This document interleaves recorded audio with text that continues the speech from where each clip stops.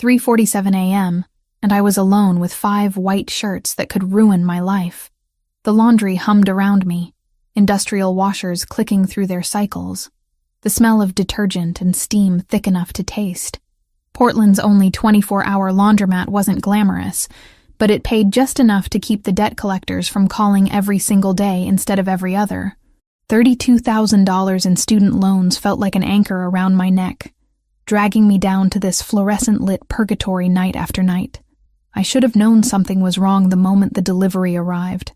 Anonymous drop-off services weren't unusual, but the note attached to the black garment bag made my stomach twist. Urgent cleaning required. Discretion essential. Payment double standard rate upon pickup. Double rate meant an extra $200. $200 I desperately needed before Friday's rent deadline. I unzipped the bag. 5 shirts. Italian silk, custom tailored, the kind that cost more than my monthly grocery budget. And every single one was ruined by dark crimson stains that spread across collars, cuffs, and sleeves in patterns I recognized immediately from my abandoned chemistry degree. Blood. Human blood, if the color and consistency were any indication. My hands trembled as I laid them across the stainless steel sorting table. This wasn't a nosebleed or cooking accident. The spatter patterns were violent, chaotic. Someone had been hurt badly while wearing these shirts.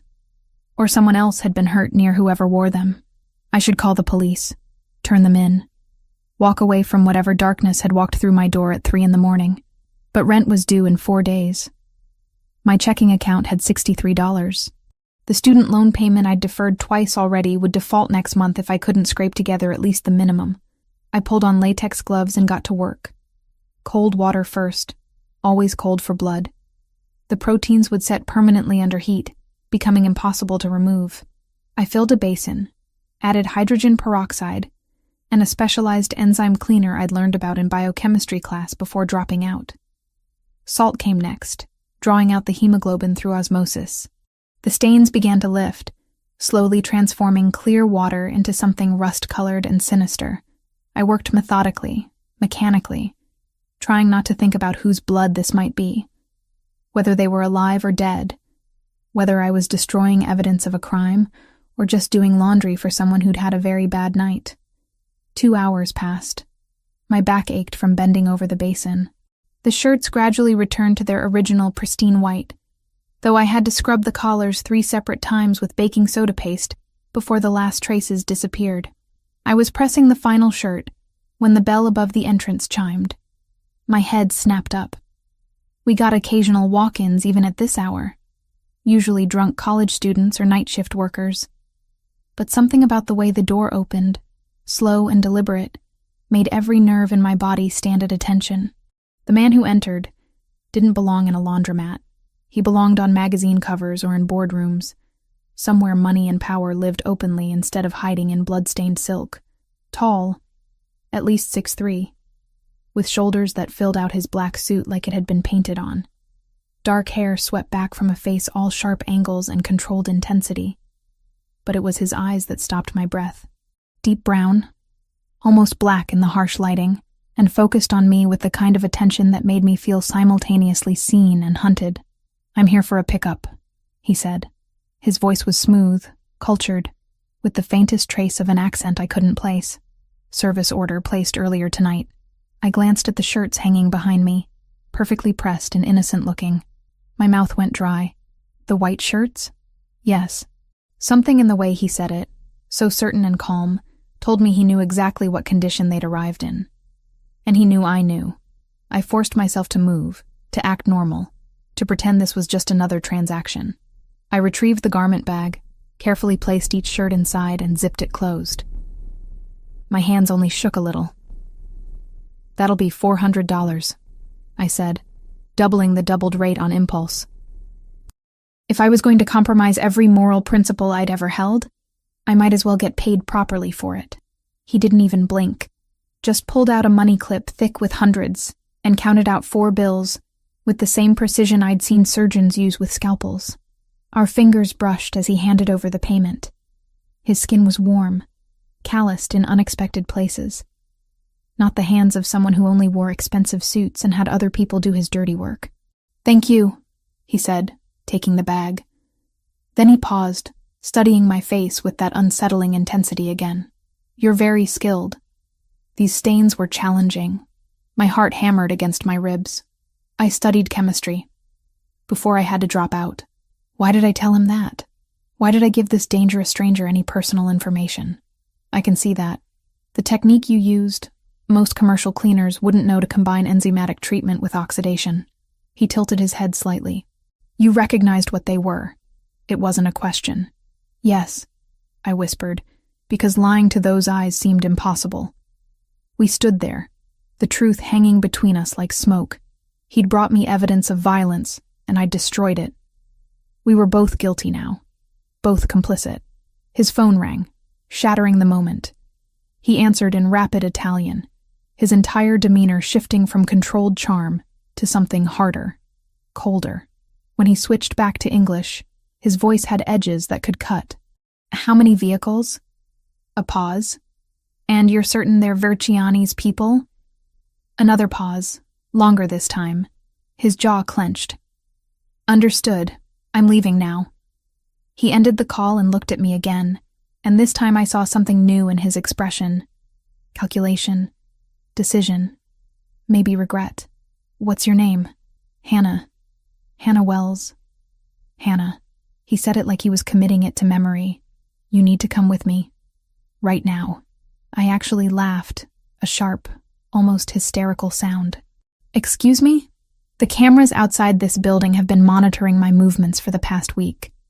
Anyone who's seen with my property becomes a target for people who want to use them against me." He stepped closer, and I caught the scent of expensive cologne and something metallic underneath. "The men watching saw you handle those shirts. They'll assume you know something. They'll come for you to find out what." "That's insane. I'm just a laundry worker. I don't know anything about whatever you're involved in. That won't matter to them." The certainty in his voice terrified me more than any threat could have. This wasn't manipulation or exaggeration. This was simple, brutal fact. I can't just leave. I have a job, a life. I'm not going anywhere with a complete stranger who brought me blood-soaked clothing in the middle of the night. "My name is Gabriel Moretti," he said. "And in approximately 3 minutes, this building is going to become very dangerous for both of us. You can come with me voluntarily, or you can stay and explain to very violent men why you were handling evidence of their rivals' activities." As if summoned by his words, headlights swept across the front windows. Not the usual scattered traffic of Portland's night shift, but 4 vehicles moving in formation, slowing as they approached our block. Gabriel saw them too. His entire body went rigid, one hand moving to his waist where I suddenly noticed the slight bulge of a concealed weapon. "Hannah." My name was a command now, stripped of all pretense. "Come with me. Now." The first window exploded inward in a spray of glass and wood, the crack of a gunshot echoing through the industrial space. I didn't think. Didn't question. Just ran. Gabriel grabbed my arm and pulled me toward the back exit, his body between me and the shattered storefront. More shots followed, punching through washing machines and walls, the sound deafening in the enclosed space. We burst through the rear door into an alley where a black SUV idled with its engine running. The back door was already open. Gabriel shoved me inside with surprising gentleness given the violence exploding around us, then climbed in after me. "Drive," he ordered the man behind the wheel, and we were moving before my door even closed, tires squealing on wet pavement as we shot out of the alley and into Portland's empty streets. I twisted around to look through the rear window. The laundromat was receding behind us, its windows dark except for the flickering of what might have been muzzle flashes or breaking glass. Everything I owned was in that building. My purse, my phone, my keys. The life I'd been barely holding together had just shattered as completely as those windows, and I was racing away from the pieces in a stranger's car, with no idea where we were going, or whether I'd just been saved or captured. Gabriel was speaking into his phone again, coordinating something with rapid precision, but I couldn't process the words. My ears were ringing. My hands were shaking. And somewhere in the chaos of the last 5 minutes, I'd crossed a line I could never uncross. I'd seen the blood. I'd cleaned it away. And now I was running with the man who'd spilled it. The driver took corners at speeds that should have been illegal, probably were illegal, but nobody was stopping us. I gripped the leather seat beneath me, knuckles white, watching Portland's familiar streets blur past in the pre-dawn darkness. Gabriel was still on his phone, switching between English and rapid Italian that sounded like commands. His entire demeanor had shifted from the controlled man who'd walked into my laundromat to something harder, more dangerous. The expensive suit couldn't hide what he really was anymore. "Who the hell are you?" The words came out sharper than I'd intended, fueled by adrenaline and terror. "And don't give me some vague answer. People just shot at me. I think I deserve the truth." He ended his call and turned those dark eyes on me. In the passing streetlights, I could see his jaw was tight, a muscle jumping near his temple. "My name is Gabriel Moretti. I run the Moretti family operations in Portland, and the people who attacked us tonight are part of a Russian organization called Versiani that wants to take over our territory." "Mafia?" The word felt surreal in my mouth. "You're actually Mafia. That's a simplification." But yes, I pressed my hands against my face, trying to process. The blood on the shirt suddenly made horrifying sense. "And they want to kill me because I cleaned your clothes? They want to use you, to find out what you know, where I am, what my vulnerabilities are." His voice was matter of fact, like he was explaining weather patterns instead of my potential torture and murder. "The Versiani organization has been monitoring my movements for weeks. They have hackers accessing street cameras, tracking software. When you handled those shirts, when I came to collect them, they saw an opportunity. I don't know anything. I'm just a laundry worker trying to pay off student debt. I believe you. They won't." The certainty in his voice made my stomach clench. "So what happens now? You keep me prisoner until this war or whatever is over. I keep you safe until the immediate threat is neutralized." He leaned forward slightly, and I caught that scent again. Cedar and something metallic. "You're not a prisoner, Hannah, but going back to your normal life right now would be suicide." We'd left the city center behind, climbing into the hills on Portland's outskirts. The houses here were massive, set back from the road behind gates and walls. Old money and new power lived up here, far from the rest of us. The SUV turned onto a private drive, slowing as enormous wrought iron gates swung open.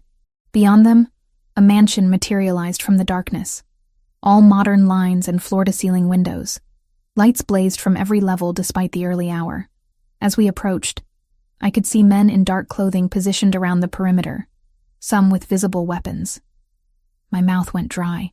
This wasn't just wealth. This was a fortress. "Welcome to my home," Gabriel said quietly as we stopped in the circular driveway. The driver, a man Gabriel had called Thomas earlier, opened my door. I climbed out on shaking legs, staring up at the building that looked like it belonged in an architecture magazine. Not in my nightmare of a night. "This way." Gabriel placed a hand lightly on my lower back, guiding me toward the entrance. I wanted to shake him off, to run, to do anything except walk willingly into whatever this was. But where would I run? Back to my apartment where Russian mobsters were probably already waiting. The interior was even more impressive than the outside. Marble floors, soaring ceilings, artwork that looked expensive and probably was. Everything was immaculate, tasteful, designed to intimidate while pretending not to. "I want my phone," I said, stopping in the foyer. "I need to call someone. My roommate will be worried. My boss at the laundromat needs to know I'm not coming in. Your phone was in your purse, which is currently buried under debris from the attack." Gabriel's expression softened slightly. "I'll provide you with a secure line to make any necessary calls. But Hannah, you need to understand that anything connected to your old life can be tracked, used against you. So I'm just supposed to disappear? No contact with anyone? No explanation? Temporary disappearance. And yes, for your safety and theirs." I wanted to argue, to fight, but exhaustion was hitting me hard. The adrenaline that had carried me through the escape was fading, leaving behind bone-deep weariness. I can't afford to lose my job. That rent I mentioned? It's due in 4 days.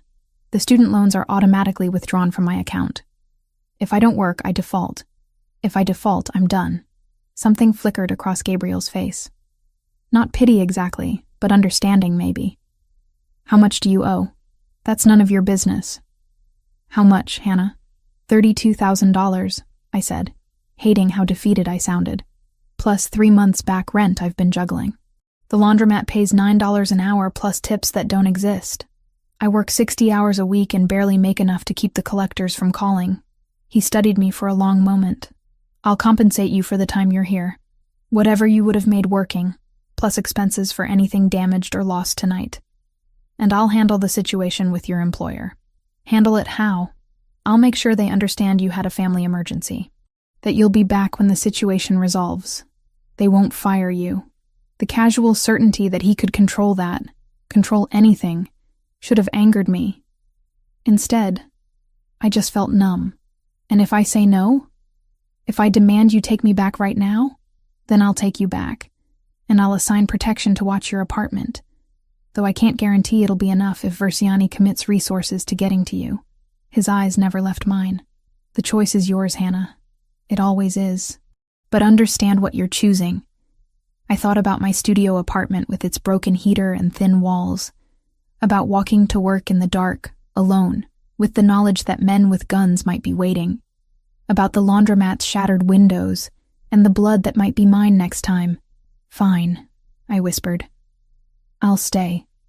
Temporarily. Relief crossed his features, quickly masked.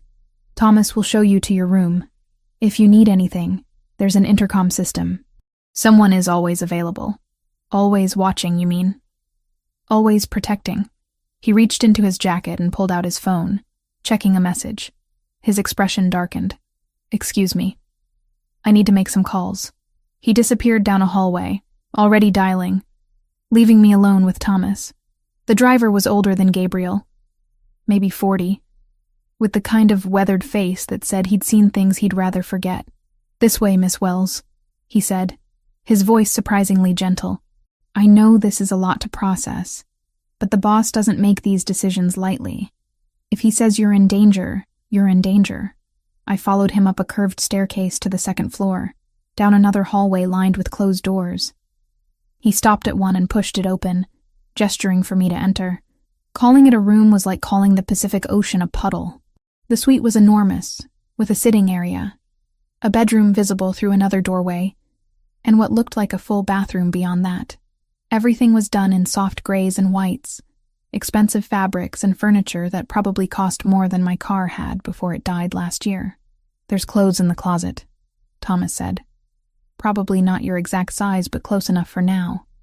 Bathroom's stocked with whatever you might need. Kitchen is downstairs if you get hungry, but someone will bring breakfast up around 7 if you'd rather. Why are you all being so nice? The question came out before I could stop it. I'm nobody. Just some girl who cleaned the wrong shirts. Thomas's expression grew sad. The boss lost someone once. Someone who got caught in the crossfire of this life. He doesn't forget. Doesn't let innocence pay for his choices if he can help it.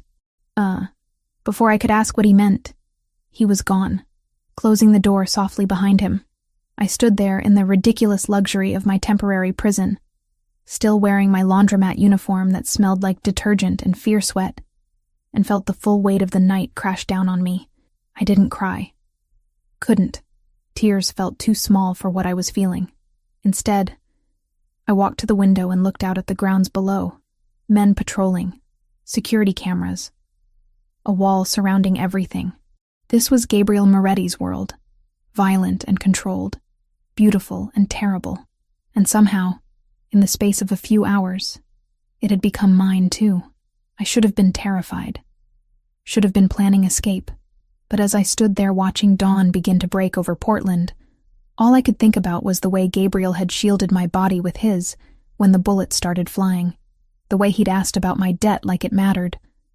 The warmth of his hand on my back as he guided me inside. This man was dangerous, criminal, everything I should stay far away from. So why did I feel safer here, behind his walls, than I had in months? I woke to sunlight streaming through unfamiliar windows and the disorienting sensation of silk sheets against my skin. For one blissful second, I forgot where I was. Then memory crashed back. The blood, the bullets. Gabriel Moretti's dark eyes telling me my life had just imploded. The suite was silent. Too silent after years of thin apartment walls and street noise. I found clothes in the closet like Thomas had promised. Designer labels I'd only seen in magazines. The jeans fit almost perfectly. The emerald sweater soft as air against my arms. Someone had studied me carefully to get the sizes this close. That thought should have creeped me out more than it did. Breakfast arrived on a tray carried by a woman who introduced herself as Maria, spoke in heavily accented English, and disappeared before I could ask questions. Coffee, fresh fruit, pastries that tasted like they'd been made that morning. I ate mechanically, staring out at the grounds below where men still patrolled in the morning light. I couldn't hide in this room forever. Whatever Gabriel's world was, I needed to understand it if I was going to survive here. The hallways were quiet when I ventured out. My footsteps muffled by expensive carpet. I passed closed doors, artwork that probably cost more than my education debt, before finding stairs that led down to the main floor. Voices drifted from somewhere deeper in the house, Gabriel's among them. But I turned the opposite direction. The library hit me like a physical force. Floor-to-ceiling shelves covered 3 walls, packed with books that looked actually read rather than decoratively arranged. I ran my fingers along leather spines, reading titles in English, Italian, Latin. Augustine's Confessions sat next to Dante's Inferno. Thomas Aquinas's Summa Theologica shared space with modern philosophy. This wasn't the collection of someone trying to look educated. This was someone who genuinely wrestled with ideas. I didn't take you for a reader. I spun around. Gabriel stood in the doorway, dressed more casually than I'd seen him. Dark jeans and a charcoal Henley that somehow made him look more dangerous, not less. Without the armor of the suit, I could see the lean muscle of his frame, the way he moved with controlled precision. I had to drop out of college, not high school, I said. I can read just fine. Something like amusement flickered across his face. I meant I didn't expect you to seek out the library first. Most people go for the kitchen or the pool. You have a pool? Indoor. Heated. Feel free to use it. He stepped fully into the room, and I became acutely aware of how alone we were. Did you sleep? Eventually. I pulled a book at random from the shelf, needing something to do with my hands. Aquinas. Of course. Is this really yours, or just for show? Really mine. My mother insisted I receive proper education, even if it was in subjects that had nothing to do with the family business. He moved closer, taking the book gently from my hands and replacing it on the shelf. She believed that understanding philosophy and theology would make me a better man, regardless of what profession I chose. Did it work? His smile was sad. I'm not sure she'd recognize what I became. We stood there in the morning light filtering through tall windows, and I saw something in his expression that made my chest ache. Regret. Bone deep and permanent. The blood on those shirts. I said quietly. Whose was it? Men who were trying to kill me. Who succeeded in killing 2 of mine. His voice was flat, matter of fact. That's the world I live in, Hannah. Violence isn't occasional. It's constant. Then why stay in it? Because leaving would cause more violence. Because 60 families depend on the Moretti organization for income, protection, stability. Because the alternative to me controlling this territory is the Versiani organization, who traffic in things I won't touch. Children. Forced prostitution. Fentanyl. He leaned against the bookshelf, and for the first time since meeting him, he looked tired. I'm not a good man, but I try to be less bad than the alternatives. I wanted to argue with the logic, to find the holes in his justification. But standing there, seeing the weight he carried, I couldn't quite manage it. My eyes caught on something through the open door of an adjacent room. Gabriel followed my gaze and tensed slightly. Your office? I asked. Yes. I walked toward it before he could stop me, drawn by what I'd glimpsed. The office was masculine and spare, all dark wood and leather, but in the corner sat something that didn't fit the aesthetic at all. A small altar. Not decorative, not dusty with disuse. Fresh candles burned before a wooden crucifix that looked centuries old. Images of saints flanked it. Saint Michael with his sword, Our Lady holding out her hands in blessing. A rosary lay coiled beside the candles, the beads worn smooth with handling. "You're Catholic." It wasn't a question. Gabriel's jaw tightened. "I was raised Catholic. But you still are. You keep this. You use it." I turned to face him. "How does that work? How do you reconcile what you believe with what you do?" "I don't." The words came out harsh. "That's the point, Hannah. I can't reconcile it. I go to confession in churches where no one knows my face. The priests refuse absolution because I won't promise to stop, to abandon everything. And they're right to refuse. I'm damned. I know it. I accept it. But I still pray because I don't know what else to do." The raw honesty in his voice stole my breath. This wasn't a man making excuses or hiding behind justifications. This was someone genuinely trapped, genuinely suffering. "Your mother," I said softly. "She raised you with this faith? She immigrated from Naples when she was 20. Met my father, thought he was just a successful businessman." Gabriel's hands clenched at his sides.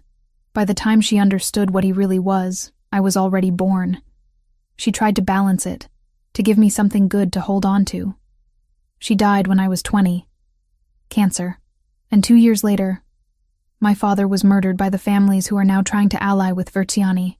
So you took over at 22. I didn't have a choice. The alternative was letting everything collapse into war. Letting the men who'd served my father and grandfather starve or die.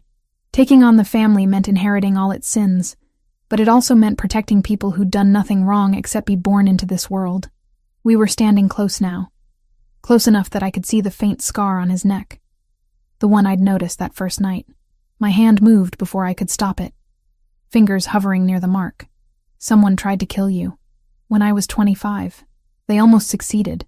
He didn't pull away from my almost touch. That's when I understood that this life doesn't end until death ends it. There's no retirement, no walking away, only the grave. That's horrible. That's reality. The days that followed fell into an unexpected rhythm. Gabriel worked from the house, coordinating operations I tried not to think too hard about. I explored, read, tried to pretend this was some strange vacation rather than protective custody. But every evening, we'd find each other in the library or over dinner, and our conversations grew longer, deeper, more dangerous. He challenged me on moral philosophy. I challenged him on consequentialist ethics. We debated free will and determinism, redemption and damnation. Whether choices made under duress could truly be called choices at all. "You don't judge me," he said one evening, passing me the salt across the dinner table. Our fingers brushed, sending electricity up my arm. "Why? I'm judging you plenty," I said. "I just don't think you're simple enough for simple judgments. Most people do. Most people are lazy thinkers." That almost smile appeared, the one that transformed his severe face into something warmer. "Is that your professional opinion? College dropout?" "Debt-ridden college dropout," I corrected. "Get it right." The laughter that escaped him was genuine, unguarded. In that moment, he looked years younger, almost happy. It did something to my chest. Something I absolutely couldn't afford to feel. A week into my stay, I was reading in the library when I heard a sharp curse from the kitchen. I found Gabriel standing at the sink, blood running from his hand where he'd apparently broken a glass. "Let me see." I was moving before thinking, taking his hand in mine, examining the cut. Deep but clean. No glass visible. "Hold still." I cleaned the wound with the efficiency of someone who'd spent 2 years in pre-med before switching to chemistry. His hand was large in mine, calloused, warm despite the blood loss. As I worked, I became aware of how close we were standing, how his breath caught slightly when I pressed gauze against the cut. "You're good at this," he said quietly. "I wanted to be a doctor once, before the debt made it impossible. I wrapped the gauze, securing it carefully, before I had to choose between dreams and survival. If you could go back, finish your degree, would you?" "In a heartbeat. But that's not reality. Reality is laundromat shifts and hoping I can make rent." His free hand came up, tilting my chin so I had to meet his eyes. What if reality could change? Before I could answer, before I could process the heat in his gaze, or the way my pulse was racing, an alarm blared through the house. Gabriel moved instantly, pulling me toward a door I hadn't noticed before. Safe room, now. What's happening? They found us. He opened the door, revealing a reinforced room lined with screens. Get inside. Lock it behind me. Don't open it for anyone but me or Thomas. Gabriel, do it, Hannah, please. The please broke through my resistance. I stepped inside, and he sealed the door, the locks engaging with mechanical precision. Through the screens, I could see multiple camera angles of the property. Men approaching the perimeter. Gunfire erupting in short, controlled bursts. I watched Gabriel coordinate the defense through a window, his movements efficient and deadly. Watched him take down an attacker with brutal precision. Watched the violence I'd been trying not to think about become horrifyingly real. It lasted 20 minutes. 20 minutes that felt like hours. When the door finally opened, Gabriel stood there covered in blood, breathing hard, but uninjured. It's over. They're gone. I didn't think. Just ran to him. Threw my arms around him despite the blood, despite everything. He caught me, held me tight, his face buried in my hair. I thought I couldn't finish the sentence. I'm fine. You're fine. That's what matters. His hand came up to cup the back of my head, and when I tilted my face up, his eyes were burning with something that had nothing to do with the fight. We were a breath apart, a heartbeat. His thumb traced my jawline, and I knew if either of us moved, we'd cross a line we couldn't uncross. Thomas burst in before we could. Boss, we have a problem. Gabriel released me slowly, reluctantly.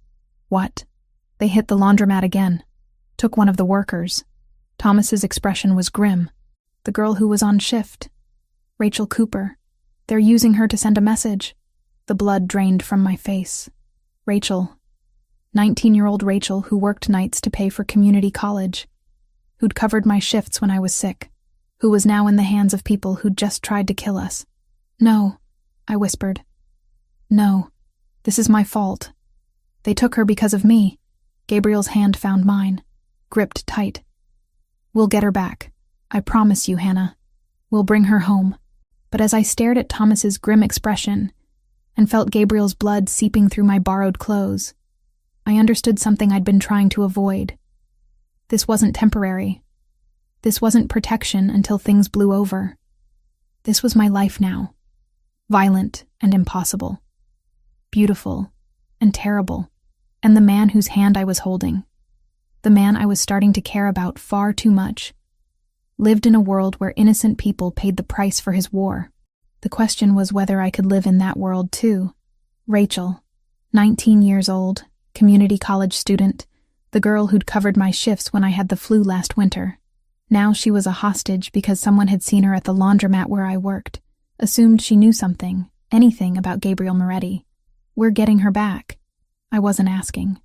I was telling him. Gabriel's expression was carefully neutral, the mask he wore when making tactical decisions.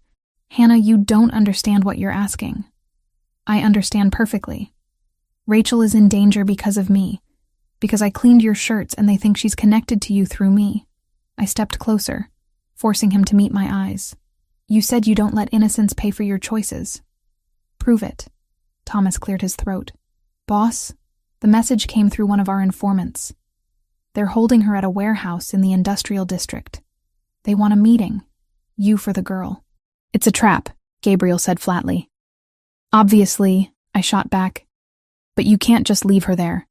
I can send a team, negotiate through intermediaries. There are protocols for situations like this.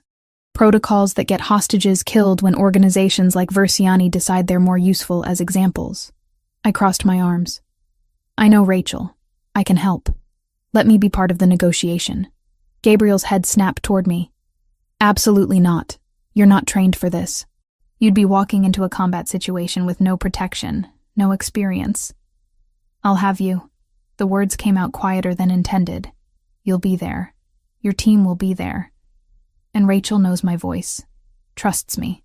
If she sees me, she'll stay calm. That has to count for something. He studied me for a long moment, and I could see the war happening behind those dark eyes.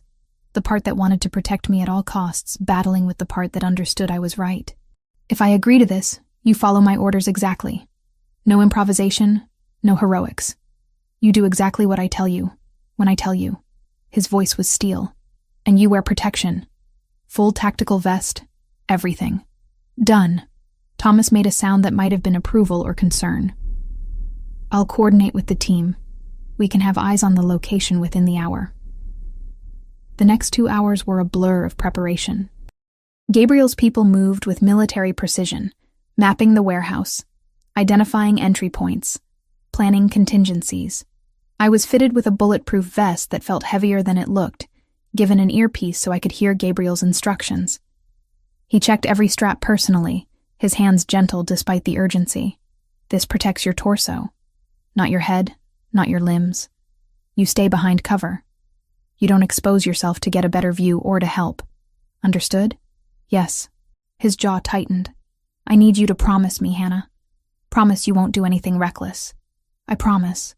I caught his hand before he could pull away. "Gabriel, you're coming back from this too, right?" Something vulnerable flashed across his face. He pulled me into a small room off the main hall, away from the organized chaos of his team preparing. Inside was what I'd glimpsed before, the private chapel his mother had maintained. Candles flickered before the crucifix, casting shadows across his features.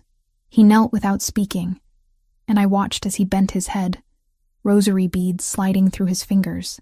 His lips moved in silent prayer, and I understood what I was witnessing. A man asking for protection he wasn't sure he deserved. A man carrying the weight of faith and sin in equal measure. I knelt beside him, not to pray. I'd left religion behind years ago, but to be present.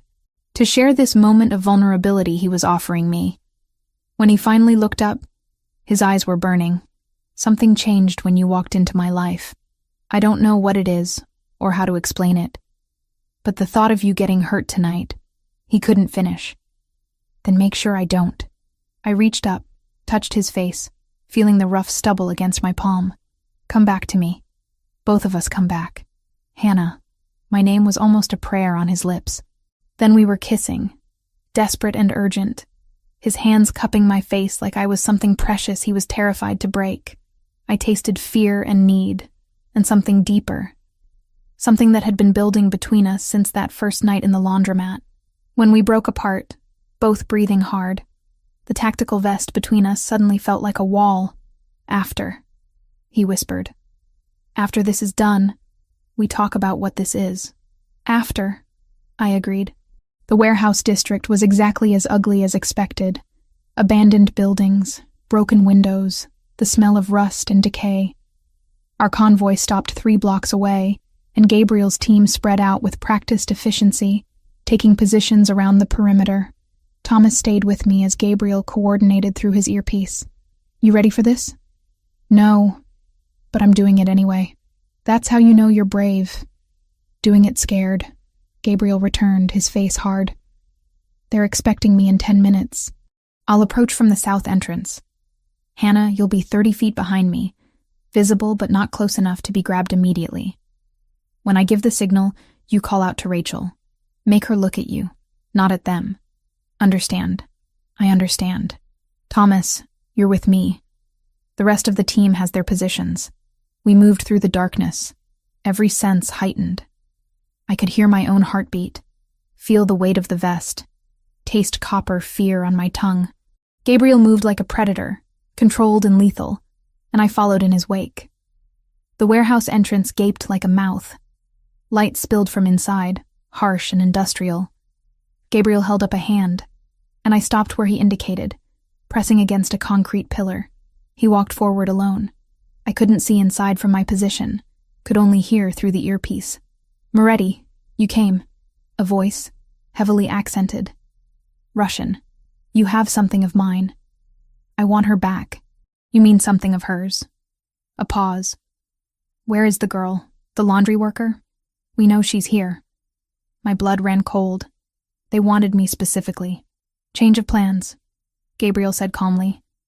"You get neither of us. You get to walk away alive. That's the deal." Laughter. Then gunfire. Everything happened at once. Gabriel's voice in my ear, sharp and commanding. "Now, Hannah." I stepped into the entrance, saw Rachel zip-tied to a chair, terrified, but alive.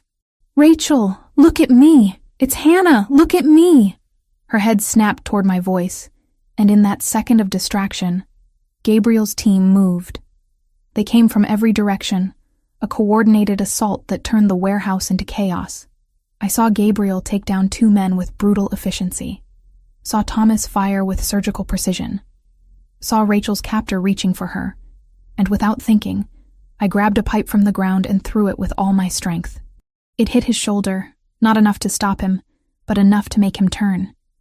Enough for one of Gabriel's men to get a clear shot. Then someone was cutting Rachel free, pulling her toward the exit, toward safety. Gabriel was suddenly at my side, blood on his shirt but moving, alive. Go, now! He pushed me toward the exit as more shots echoed behind us. We made it to the vehicles. Rachel was shaking, sobbing, but unhurt physically.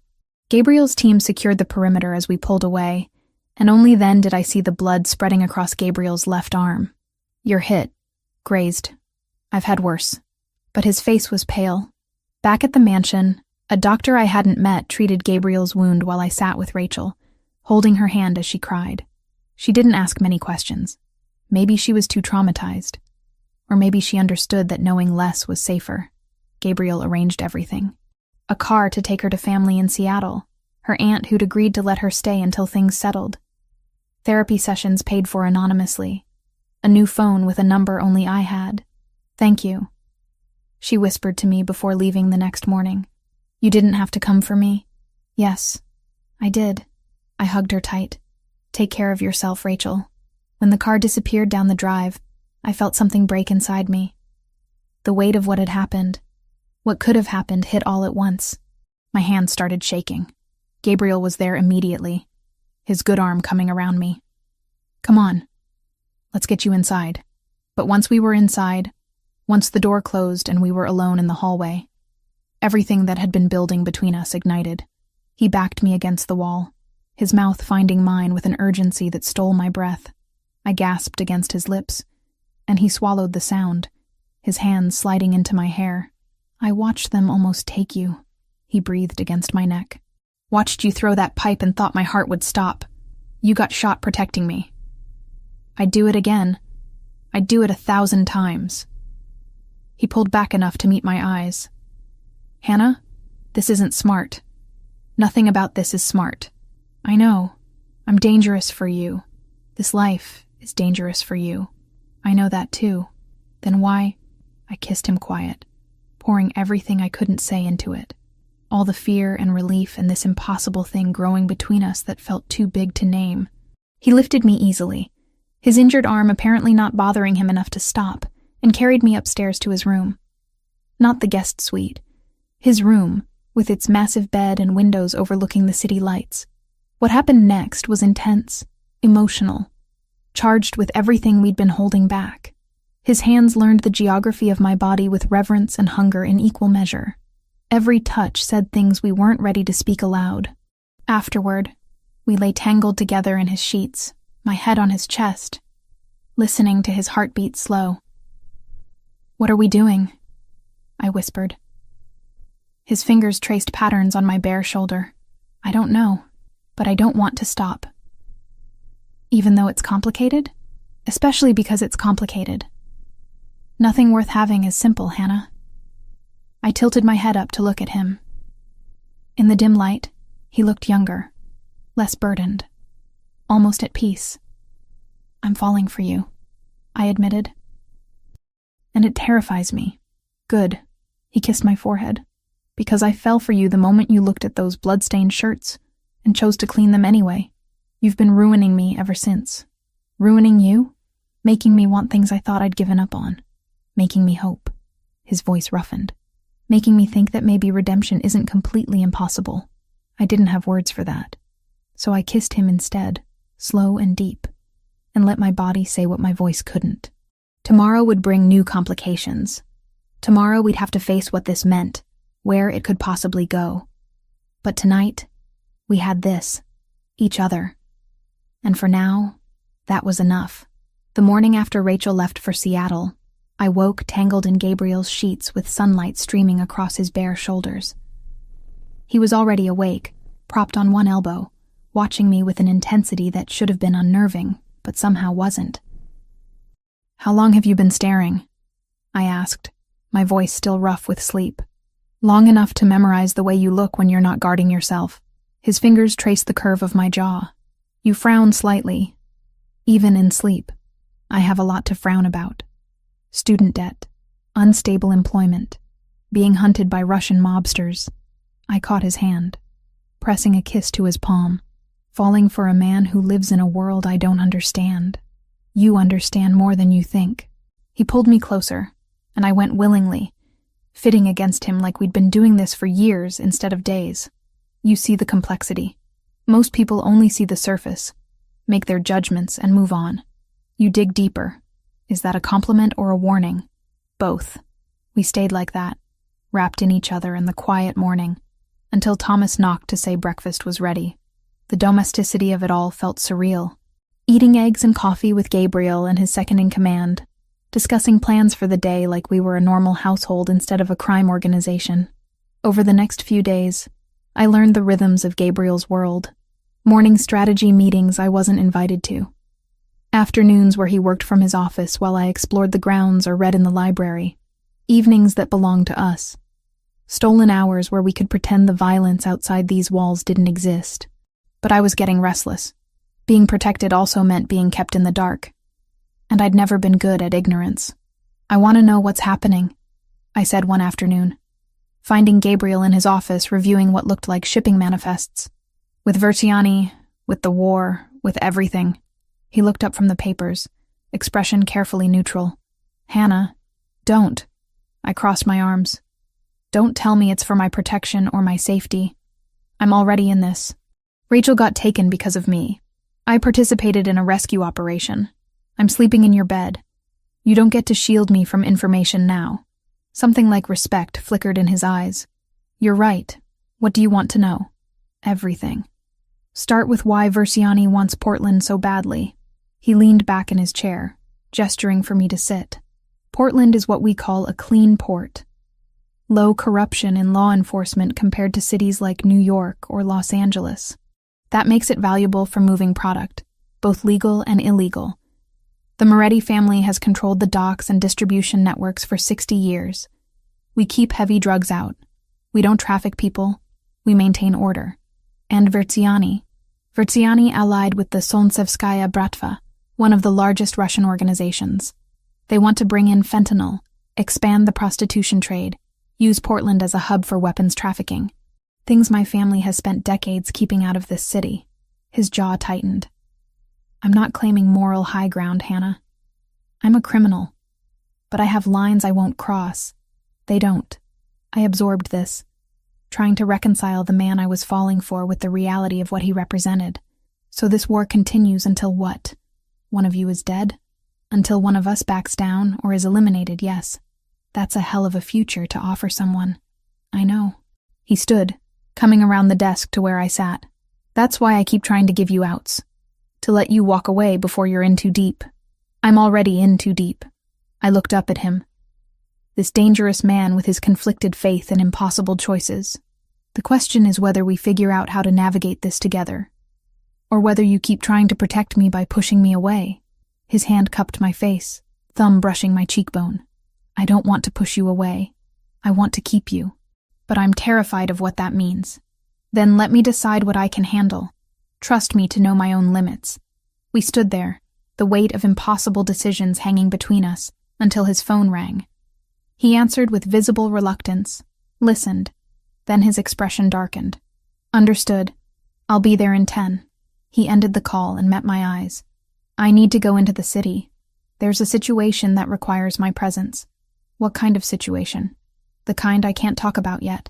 He saw my expression and sighed. "Hannah, some things genuinely are dangerous for you to know. Not because I don't trust you, but because in this world, knowledge can get you killed." Before I could argue, Thomas appeared in the doorway. "Boss, we need to move." Gabriel kissed me quickly, fiercely. "Stay here. Don't leave the grounds. I'll be back before dinner." Then he was gone, leaving me alone with my frustration and fear. The hours crawled past. I tried reading, couldn't focus. tried watching television, found nothing that could distract me from wondering where Gabriel was, what he was doing, whether he was safe. By the time he returned at 6, I'd worked myself into a state of barely controlled anxiety. He found me pacing the library, and one look at his face told me something significant had happened. "What?" I demanded. "Later. First, we need to talk about something else." He pulled an envelope from his jacket and handed it to me. "This came through today." I opened it, scanned the contents, and felt my blood run cold. It was a statement from my student loan servicer. Balance, 0. Paid in full as of this morning. "What did you do?" "I paid your debt." His voice was careful, controlled. All of it. Fury ignited in my chest. "You had no right. That was my debt, my responsibility. You were drowning under it, working 60-hour weeks just to make minimum payments. It was going to take you 15 years to clear it. That doesn't give you the right to just erase it without asking me." I threw the envelope at him. "Do you have any idea how that makes me feel? Like I'm some charity case you're taking care of? Like you bought me?" Pain flashed across his face. "That's not why I did it." "Then why? Why go behind my back and make this decision for me?" "Because I wanted to free you." He stepped closer, and I saw the raw emotion in his eyes. "Every conversation we have about the future, you talk about debt like it's a chain around your neck. I wanted to cut that chain. Not to control you, Hannah. To give you actual choices instead of forcing you to stay because you have nowhere else to go." The anger drained out of me, replaced by something more complicated. "You should have asked. You would have said no." "Exactly. Because it's my life. My decision." I pressed my hands against my face, trying to process. "Gabriel, I need my autonomy. I need to feel like I'm choosing this, choosing you. Not because I'm financially dependent or trapped. I understand." He reached out, then stopped, uncertain. "What if we call it a loan?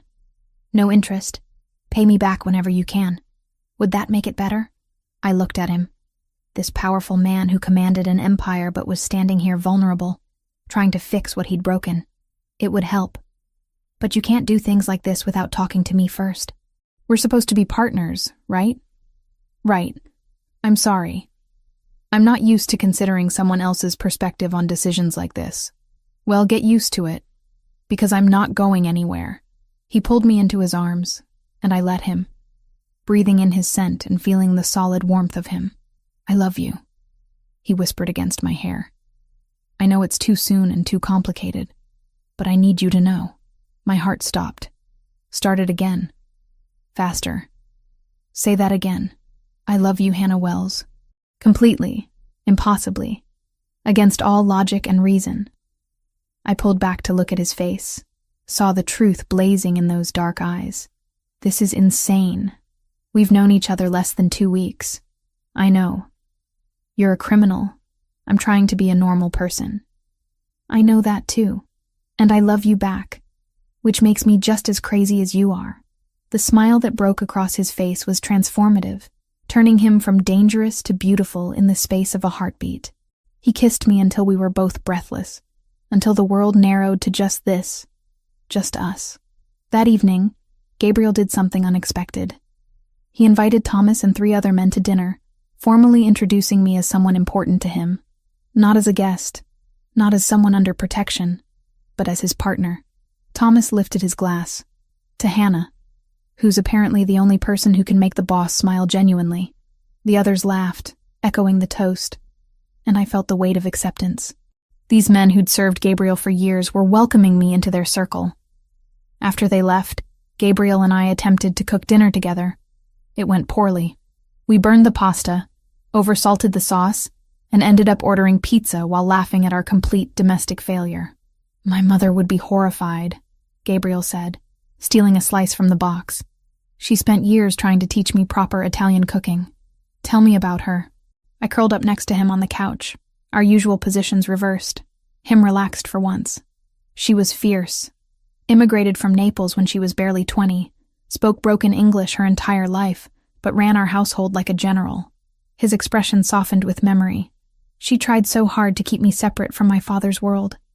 Made me go to church every Sunday, study philosophy and literature. Learn about something beyond violence and power. She sounds amazing. She was. When she got sick, when we knew it was terminal, she made me promise to try to be better than what I was born into. I've failed that promise more times than I can count. I took his hand. Do you think she'd forgive you? For the choices you've made? I don't know. I'd like to think she'd understand the impossible position I was in. 22 years old, suddenly responsible for an empire and hundreds of lives. He met my eyes. But meeting you, Hannah, you make me want to try again. To actually honor that promise instead of just carrying the guilt. That's a lot of pressure to put on one person. You didn't ask for it, but you inspire it anyway. He pulled me closer. You make me think redemption might actually be possible. Before I could respond, his phone buzzed. He checked it, and his entire body went rigid. What? Thomas just confirmed intelligence from one of our people inside Verciani's organization. He stood, already moving toward his office. They're planning a coordinated strike, 3 targets simultaneously. Here, my downtown office, and the laundromat. Ice flooded my veins. When? Dawn tomorrow. They want to hit us when they think we're least prepared. He was already making calls, coordinating defenses. This is the big push, Hannah. Either we stop them now, or this war escalates beyond anything we've seen. I watched him transform from the man who'd just been laughing over burned pasta into the calculated leader who commanded an organization.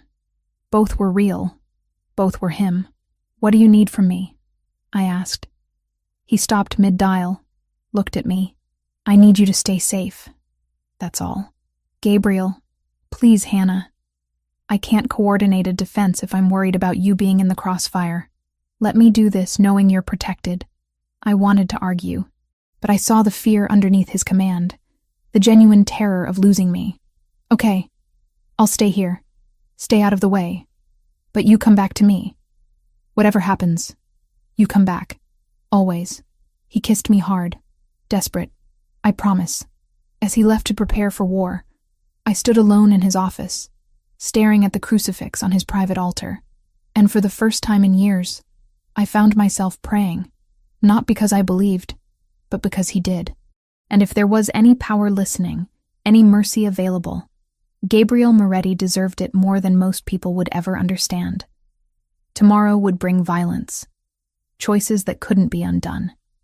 But tonight, I loved a complicated man who was trying to be better than his circumstances allowed. Gabriel divided his forces with military precision, spreading maps across the dining table as dawn approached. Thomas would defend the mansion with the bulk of the men. Another team would secure the downtown office. That left the laundromat. I'm going there, I said, before he could assign it to someone else. Every head in the room turned toward me. Gabriel's expression hardened. Absolutely not. I know that building better than anyone here. Every exit, every blind spot where the equipment is positioned. I crossed my arms. You need every advantage you can get, and I'm offering one. Hannah, don't. I moved closer, lowering my voice so only he could hear. You said we're partners. That means I get to fight too. Especially for a place that's only a target because of me. The muscle in his jaw jumped. He was furious, terrified, and I could see him calculating odds, weighing risks. Finally, he turned to one of his men. Marco, you take 5 men to the laundromat with Hannah. You follow her tactical suggestions about the layout, but you keep her behind cover at all costs. Understood? Yes, boss. Gabriel pulled me aside as the others dispersed to prepare. If anything happens to you, it won't. I caught his face between my hands. I'll be careful. I'll stay behind your men. But I can't hide here while people die protecting territory I made dangerous. He kissed me hard, desperately. Come back to me. Always. The laundromat looked haunted in the pre-dawn darkness. Its shattered windows from the first attack still boarded up. Marco and his team moved with practiced silence, taking positions I suggested, behind the industrial washers, near the supply closet, by the back exit where anyone entering wouldn't see them immediately. I crouched behind the front counter, the same place I'd stood that first night cleaning Gabriel's shirts. It felt like a lifetime ago, instead of 2 weeks. They'll come at first light, Marco whispered through the comms. 3, maybe 4 vehicles based on intel. Hannah, you stay exactly where you are unless I tell you to move. Clear? Clear. The minutes crawled past. My heart hammered so loud I was certain everyone could hear it through the earpiece. Then, as the sky began to lighten, engines growled in the distance. 3 black SUVs pulled up outside. Doors opened. Men poured out, at least a dozen, armed and moving with the confidence of people who expected no resistance. They were wrong. The first one through the door died before he registered what was happening. Marco's shot precise and fatal. Then chaos erupted. Gunfire exploded from both sides. I pressed myself flat against the floor, hands over my ears, as bullets punched through walls and equipment. The smell of cordite and fear filled the air. "Hannah!"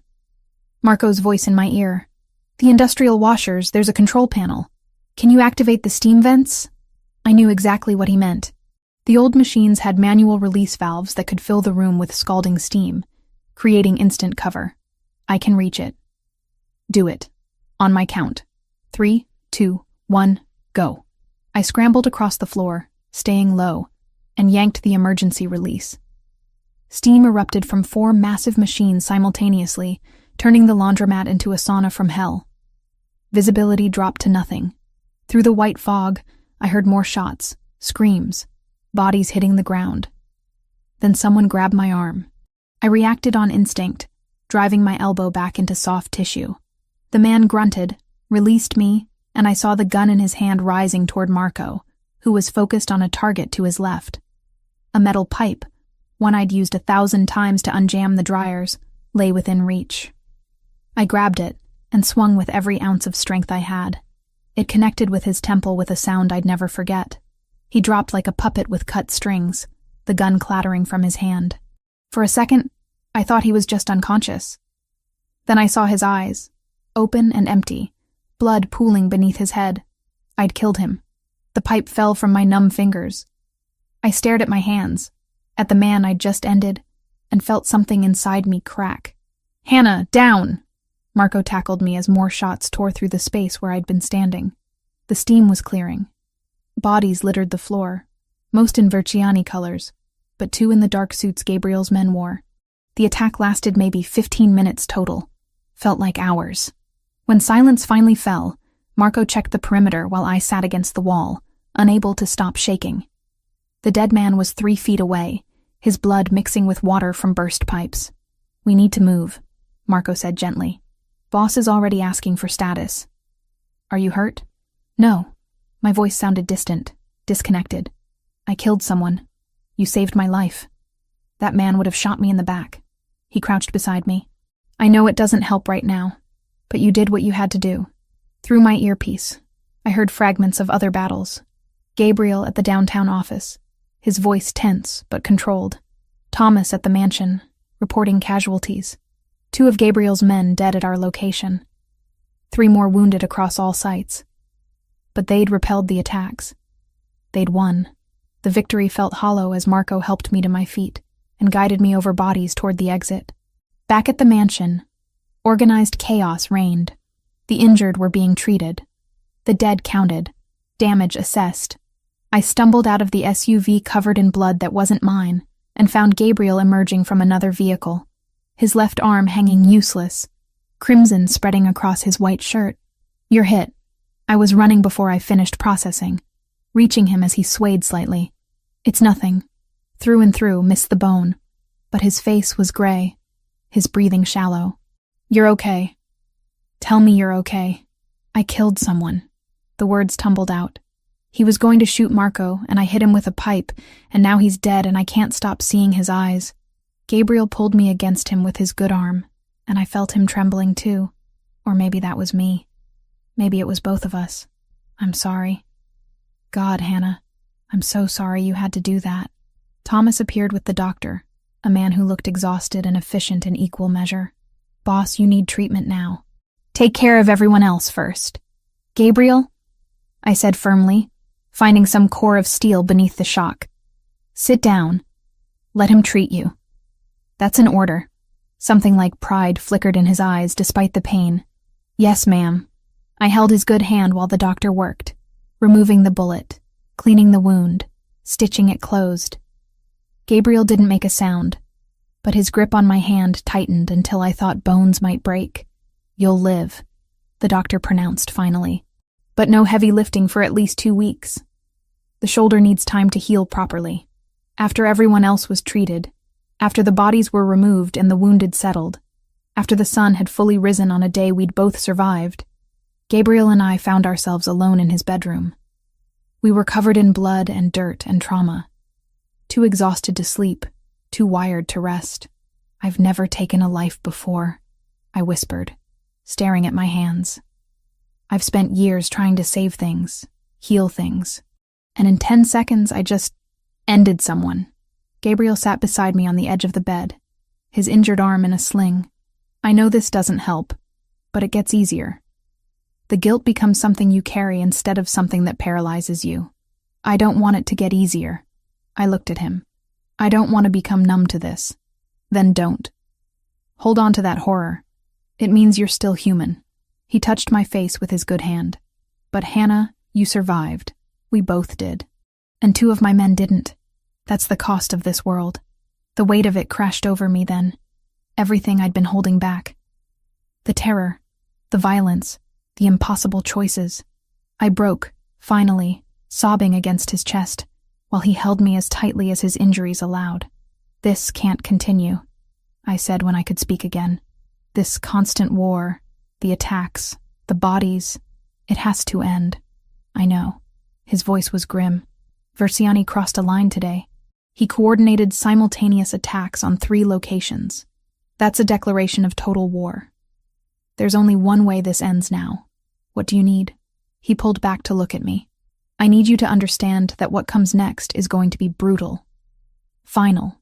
I'm going to eliminate Versiani and dismantle his organization completely. That means people are going to die. Probably a lot of people. Can you do it? Actually finish this? With Thomas, with our alliances, yes. But it'll take planning. Resources. Time we'll use to recover and prepare." His eyes searched mine. "The question is whether you can live with me after I do it." I thought about the man I'd killed today. The weight of that single death. Gabriel carried dozens, maybe hundreds, and he was asking if I could love him despite that burden. Or maybe because he carried it so I wouldn't have to. "Yes," I said quietly, "because the alternative is more nights like this one. More innocent people caught in crossfire. More people like Rachel taken as pawns." I caught his face between my hands. "End it, Gabriel. Whatever it takes. Just end it so we can actually have a future instead of surviving until the next attack." Something raw and vulnerable crossed his expression. "I love you. Even covered in blood. Even traumatized. Even after killing someone to protect my men. Maybe especially then. I love you too. All of you. Even the parts that scare me." I kissed him softly. "Now let's sleep. We both need it." We cleaned up minimally, too exhausted for anything thorough, and collapsed into bed together. Gabriel held me carefully, mindful of his injury, and I pressed against his warmth, grateful beyond words that we'd both survived.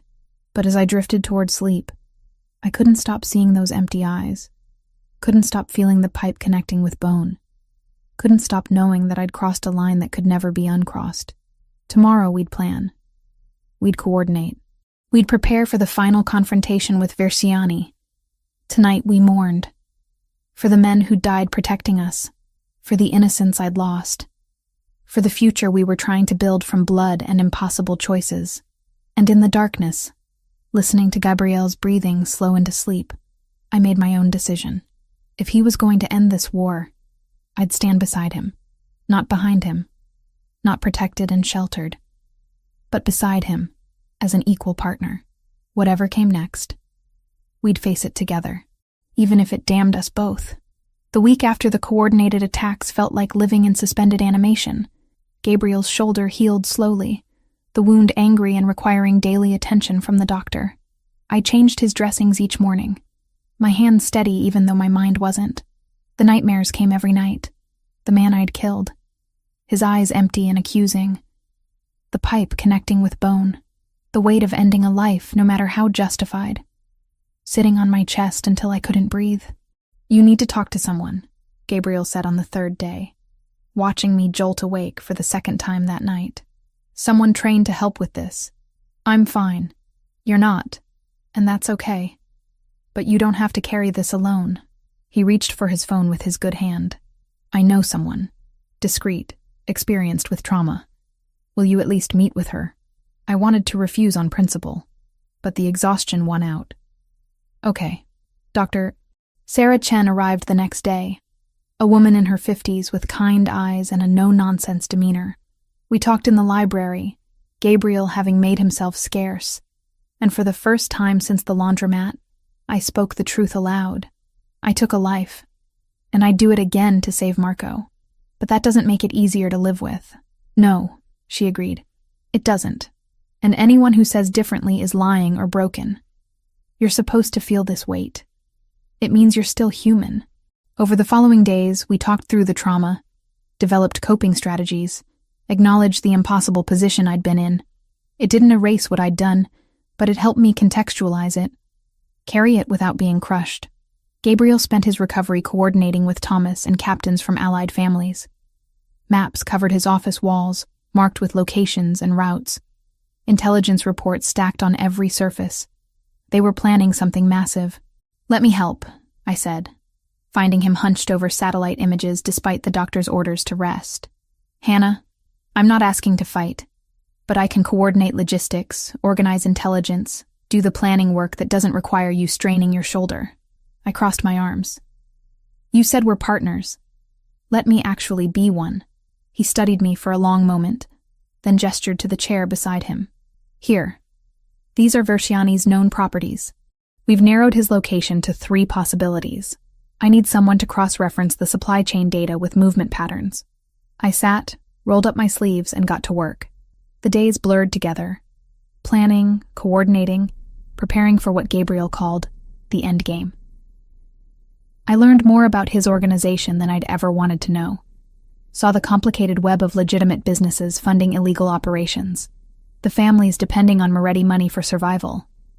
It wasn't simple. Nothing about this was simple. My phone rang on the 6th day, a number I'd memorized. Rachel. Hey, I answered, stepping onto the terrace for privacy. Hannah. Her voice was steadier than the last time we'd spoken. I wanted to check in. See how you're doing. I'm okay. How about you? How's therapy going? It's helping. My aunt's been amazing, and the therapist Dr. Moretti arranged is really good. A pause. I know what you did. Coming for me. Risking yourself. Thank you doesn't cover it. You'd have done the same. Maybe. But I'm still grateful. She took a breath. I'm not coming back to Portland. Not for a long time, maybe not ever. Too many memories, you know. I understand. You're safe. That's what matters. Are you safe? With him? I looked through the window at Gabriel, arm in a sling, arguing with Thomas about tactical approaches, and felt something warm settle in my chest. Yeah, I am. After we said goodbye, I found Gabriel in his private chapel. He knelt before the crucifix, rosary beads moving through his fingers, lips forming silent prayers. I'd seen him here before, but this felt different. More desperate. I knelt beside him without speaking. He didn't acknowledge me at first, lost in whatever conversation he was having with God. Finally, he finished, crossing himself with practiced precision. Tomorrow, he said quietly. We move tomorrow night. Tell me the plan. We've located Versiani's compound. It's fortified, but we have allies willing to help. The Romano family from Sacramento, they've been hit by Versiani's expansion too. Together, we have the numbers. He turned to face me. It's going to be brutal, Hannah. People will die. Probably some of mine. Definitely most of his. And you? I'm leading the assault. Thomas will coordinate secondary teams, but I need to be there. Need to finish this personally. Fear clawed at my throat. Your shoulder isn't fully healed. It's healed enough, and this can't wait. Every day we delay, Versiani fortifies more, brings in more men. He caught my hand, held it tight. I'm asking God to protect my people, to let us end this without losing anyone else. I don't know if he's listening, but I have to try. He's listening. I said, surprising myself. I don't know if I believe anymore, but if he exists, he hears you.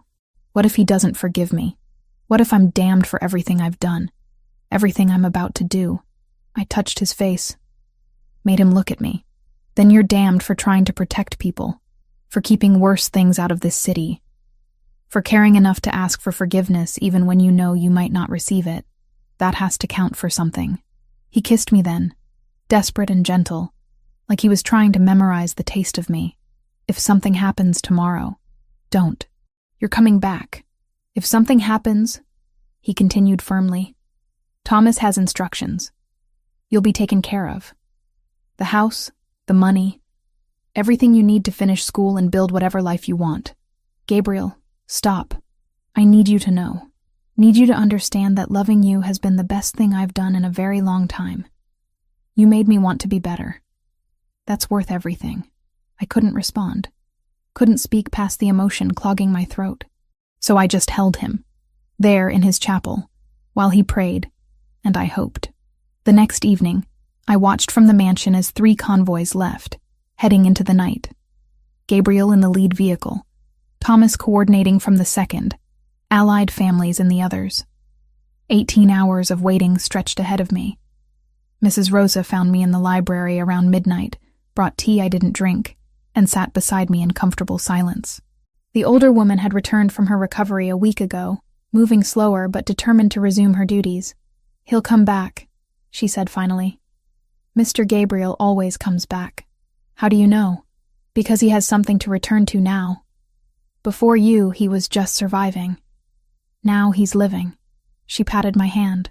That makes all the difference. The updates came sporadically through the night. Contact made, perimeter breached, heavy resistance. Then nothing for hours that felt like centuries. Dawn was breaking when Thomas's voice finally crackled through the secured line. It's done. Verziani's dead. We're coming home. I didn't realize I was crying until Mrs. Rosa handed me tissues. They returned as the sun fully rose, vehicles battered and men exhausted. Gabriel emerged from the lead SUV covered in blood, favoring his injured shoulder, but alive. Alive and walking toward me with purpose. I met him halfway across the drive and he pulled me against him with his good arm, face buried in my hair. It's over. It's finally over. You're hurt. Reopened some stitches.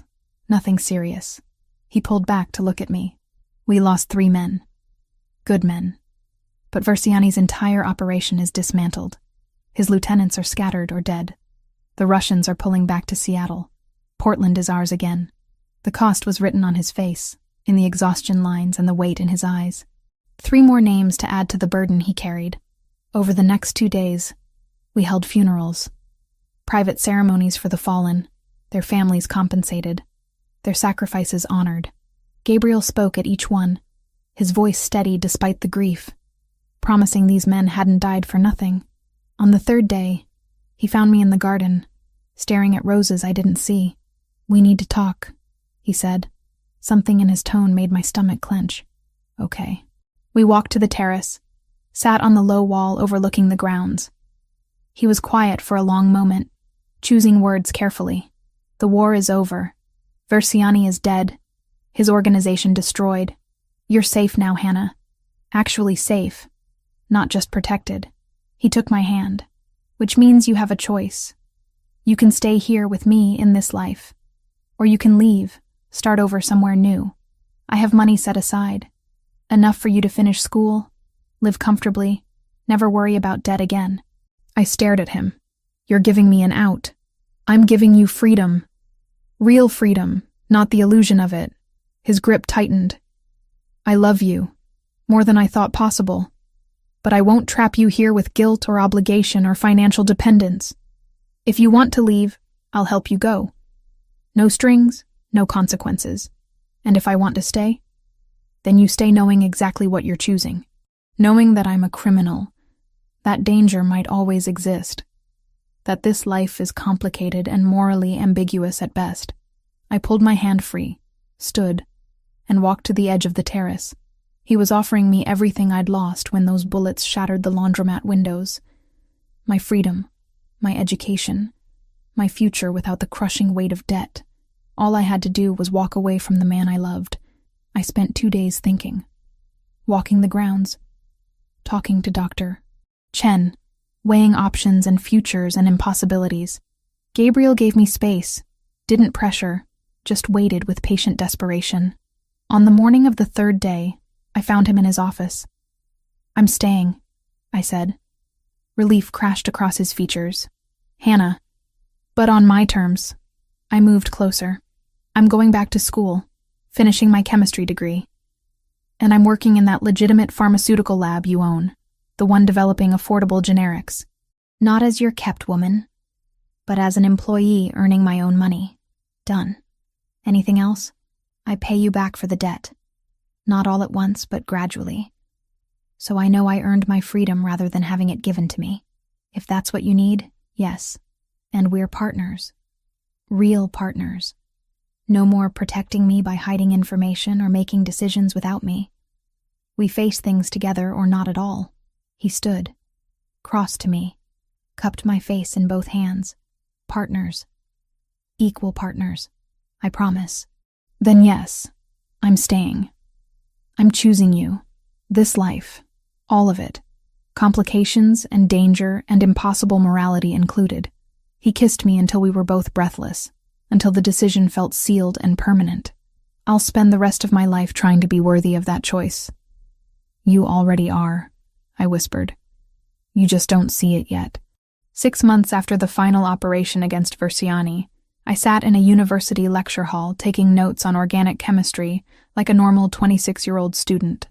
Except I wasn't normal anymore. I'd killed a man, fallen in love with a criminal, chosen a life most people would never understand. But as I copied molecular structures into my notebook, surrounded by students 10 years younger who'd never held a gun or watched someone die, I felt something I hadn't experienced in years. Hope. The semester flew past in a blur of labs and lectures, equations and experiments.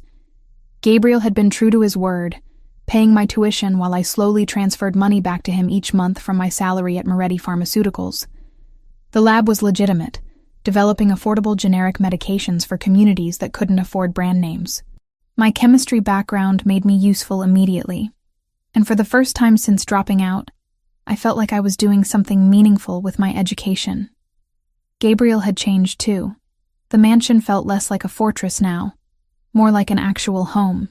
Mrs. Rosa had recovered completely, bustling around with her previous energy, occasionally shooting me approving looks when Gabriel wasn't watching. The security remained, always would, but the constant tension had eased. Portland was stable. The families had reached an understanding. Life had found a rhythm. "You're thinking too loudly again," Gabriel said one evening as we prepared dinner together. We'd gotten marginally better at cooking, though Mrs. Rosa still intervened when we attempted anything complicated. "Just processing," I said, chopping vegetables with more confidence than I'd had 6 months ago. It's strange how normal this has become. Going to class, working at the lab, coming home to you. Like we're just a regular couple. Are we not? He wrapped his arms around me from behind, chin resting on my shoulder. I go to my office, you go to yours. We have dinner, argue about what to watch on television, fall asleep together. Seems fairly normal to me. Except your office involves coordinating shipping routes for both legal and questionably legal cargo. And there are armed men patrolling our property. Minor details. I could hear the smile in his voice. The important parts are normal. That weekend, Thomas came to dinner with his girlfriend, a woman named Sarah, who taught elementary school, and had no idea about the Moretti family business beyond vague import-export descriptions. She was sweet, funny, and completely charmed by Thomas's gruff exterior hiding genuine kindness. "So, how did you two meet?" Sarah asked over pasta that Mrs. Rosa had mercifully prepared. Gabriel and I exchanged glances. "She cleaned my shirts," he said, which was technically true. I was immediately fascinated. By my laundry skills? By your competence, and your eyes, and the way you didn't back down when most people would have run. Sarah sighed happily. "That's so romantic. Thomas just arrested me for a parking violation." Thomas choked on his wine. "I gave you a warning, not an arrest." You were very intimidating about it. I had to ask you out just to prove I wasn't scared. We laughed, and for those few hours, we were just two couples sharing a meal, trading stories, enjoying each other's company. Normal. Blessedly, impossibly normal. The semester ended with final exams I actually felt prepared for. Walking out of my last test, I felt lighter than I had in years.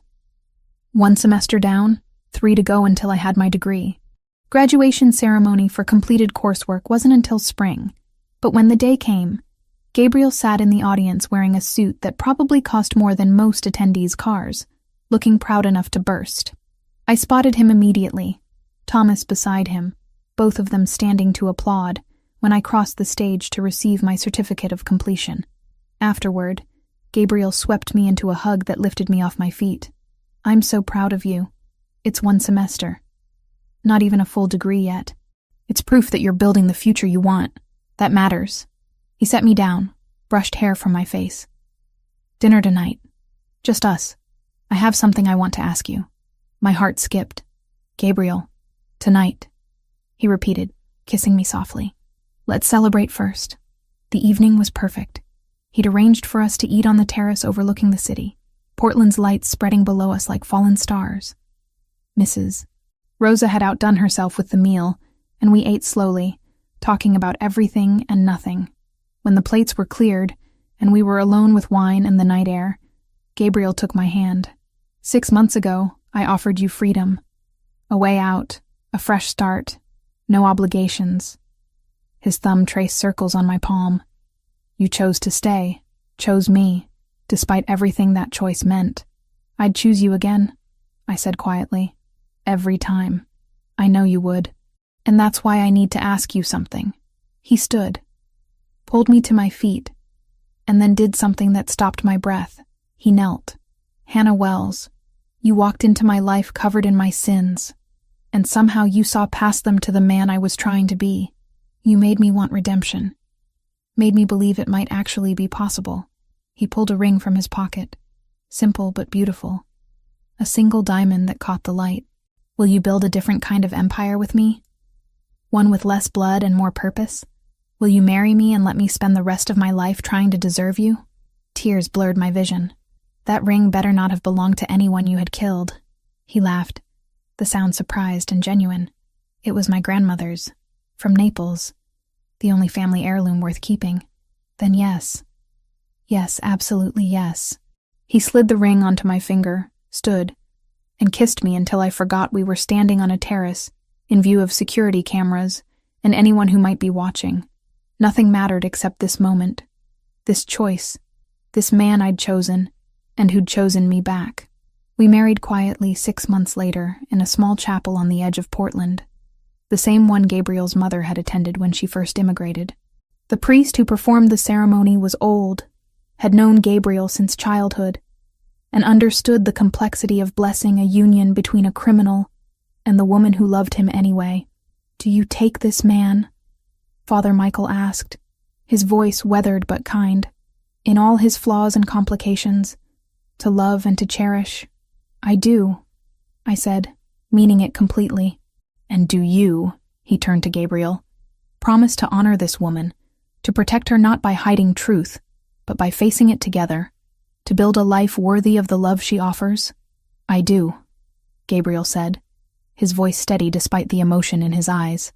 Then by the power vested in me, I pronounce you husband and wife. May God have mercy on you both, and may you find the redemption you seek together. We kissed as husband and wife while Thomas applauded, and Mrs. Rosa cried happy tears, and the morning sun streamed through stained glass windows, painting everything in shades of hope. 1 year after our wedding, I stood in a community center in East Portland, 6 months pregnant and explaining water purification systems to residents who'd been drinking contaminated tap water for years. The project was ambitious. Installing filtration systems in underserved neighborhoods using Moretti money, redirected from less savory sources. Gabriel stood beside me, his hand resting protectively on my lower back, answering questions about funding and sustainability. He'd changed so much from the man I'd met in that laundromat.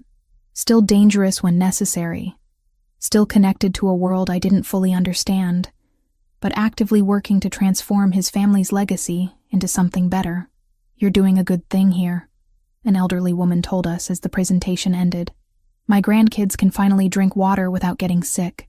That matters more than you know." After the event, Gabriel and I attended a charity fundraiser where the Moretti name was becoming associated with community development rather than just whispered rumors of organized crime. It was slow, this transformation, and probably would never be complete. But it was real, intentional, worth the effort. Standing in that ballroom, my hand resting on my growing belly while Gabriel spoke with city officials about the next phase of the water project, I thought about the woman I'd been 18 months ago, drowning in debt, working 60-hour weeks, barely surviving. That woman would never have believed this future was possible. "You're thinking loudly again," Gabriel murmured, pulling me close as the orchestra played. "Just grateful," I said, "for all of it. Even the complicated parts." "Especially the complicated parts?" "Especially those." I looked up at him. This man I'd cleaned blood from, fought beside, chosen despite everything. We're building something good here. Something that matters. "We are." His hand covered mine on my stomach, feeling our daughter kick. "She's going to grow up in a better world than I did. That's the promise I'm keeping. We're keeping it together." He kissed my forehead, held me close while music played and Portland's elite mingled around us, never knowing the full truth of who Gabriel Moretti was, or what we'd survived to get here. Our story wasn't a fairy tale. It was messier than that, more complicated, built from blood and impossible choices and love that probably shouldn't have worked but did anyway. The man I'd married still carried the weight of his past. I carried the weight of the life I'd taken. We both had scars that would never fully heal, but we also had each other. Had a future we were actively building rather than just surviving. Had a daughter on the way, who would inherit a legacy we were working to transform. As Gabriel led me onto the dance floor, as the city lights of Portland glowed beyond the windows, as our daughter moved beneath my hand, I understood something I'd been trying to articulate for months. Redemption wasn't about erasing the past or pretending it didn't exist. It was about acknowledging what you'd done, carrying that weight honestly, and still choosing to build something better going forward. Gabriel and I would never be innocent, but we could be intentional, could use the power and resources of the Moretti family to create the kind of change that actually mattered, could love each other through the complexity and complications and impossible morality of it all. That would have to be enough. And looking at my husband's face as we danced, feeling our daughter kick, thinking about the community center kids who could finally drink clean water, I realized something crucial. This was everything I really wanted.